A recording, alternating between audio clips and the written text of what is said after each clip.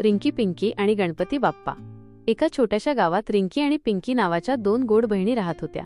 दोघींनाही खेळायला, गाणं म्हणायला आणि गोष्टी ऐकायला खूप आवडायचं. एके दिवशी आई म्हणाली, बाळांनो, उद्या आपल्या घरी गणपती बाप्पाचं आगमन होणार आहे. आपण सगळं छान सजवूया. हे ऐकताच रिंकी पिंकी खूप खुश झाल्या.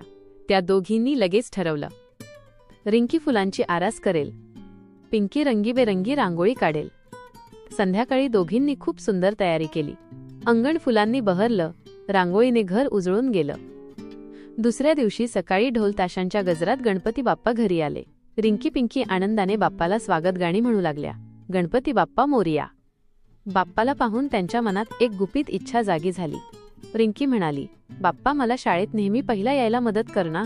पिंकी हसून म्हणाली, आणि मला सगळ्यांना गाणी शिकवता यावीत. आईने त्यांना समजावलं, बाळांनो, बाप्पा नेहमी मेहनतीला यश देतात. अभ्यास मन लावून केला तर बाप्पा नक्की मदत करतील. रिंकी पिंकीने मान डोलावली. त्यांनी ठरवलं, आता रोज अभ्यास करायचा आणि बाप्पाला गाणी गाऊन खुश करायचं. गणपती बाप्पा त्यांच्या हसऱ्या चेहऱ्याकडे पाहून जणू म्हणाले, तुम्ही मनापासून प्रयत्न केलात तर यश नक्की मिळेल. शिकवण. गणपती बाप्पा नेहमी आपल्याला शिकवतात की मेहनत, आनंद आणि श्रद्धा यामुळे जीवन सुंदर होतं. धन्यवाद.